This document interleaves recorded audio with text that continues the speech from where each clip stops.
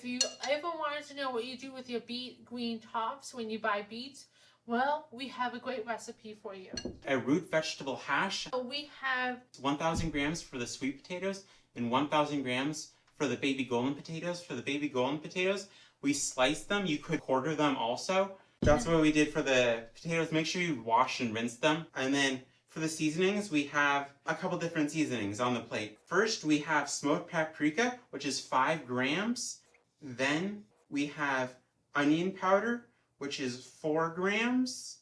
And then we have garlic powder, which is 3 grams. Then we have pumpkin spice seasoning, which is 2 grams. Then we have fennel seeds, which is 4 grams. And then we have chili powder, which is 4 grams also. And then we have cumin, which is 4 grams. And so we're storing the seasonings into the sweet potatoes and golden potatoes. So to make sure they're well incorporated, put a little parchment down onto a cookie sheet. And we're going to pour the sweet potatoes and golden potatoes. Then just take the seasoning and spoon it on over the top. Make sure you preheat your oven in advance. And then once it's preheated, now these are going in the oven for 50 minutes at 375 degrees. Put it in. So we want to move on to the cauliflower. Seasoning the cauliflower, that is. We already washed the cauliflower and broke them up into little heads, cauliflower heads. They're about the size you would get, a little larger than in like a crudité platter. If you were to do it, they would be like the size of your mouth if you were to open your mouth. Oh, cauliflower all the way open. Full, right? Yeah. Or is another way to use pouring to them. And so we're going to just toss this with a little Old Bay seasoning. It's 4 grams. This gives it some spiciness and other than just creamy nuttiness, because when you roast cauliflower it gets a nice creamy nuttiness. And so I'm just tossing them so there can be a little bit of Old Bay seasoning on each piece of cauliflower. It doesn't have to be super thoroughly coated. It's just to add in a little bit more flavor and impart some more color to it also.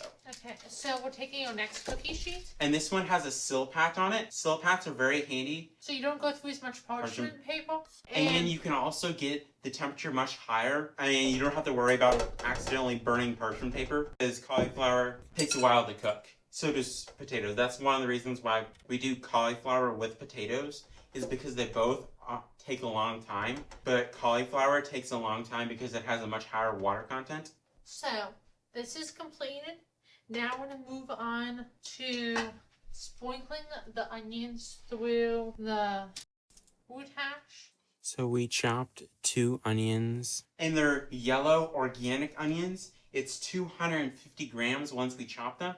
Top tip, after you're done chopping them, put them in, cover them with water, because then the water will absorb most of the gases that irritate your eyes. And then just dump out the water. Then you won't have as much gassy issue with the onions. Okay, now we're moving on to the beet greens. So if you ever wanted to know what you do with your beet green tops when you buy beets, well, we have a great recipe for you. We're just taking the garlic, which is 10 grams, is 1 tablespoon. However, probably see a pattern in this. 4 grams. We're taking coconut aminos.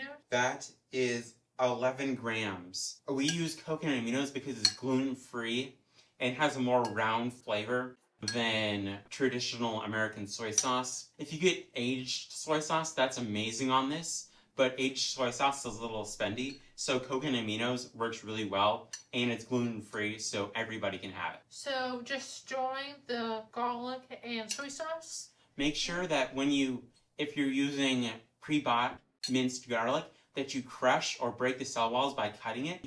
So then you reactivate some of the alice in it, which gives it the flavor of the bite of garlic. Otherwise, you won't get very much flavor out of it. We're going to just pop into the other room and put our cookie sheets in the oven. And then you need to pan saute your beet greens for about 10 minutes or until they're al dente and have a similar taste to Swiss chard. And so we'll see you in a little bit. Didn't that look delicious? So savory and crunchy and lots of different textures. Don't forget to like, share, leave your comments down below. Check out this video or this video next for more inspiration.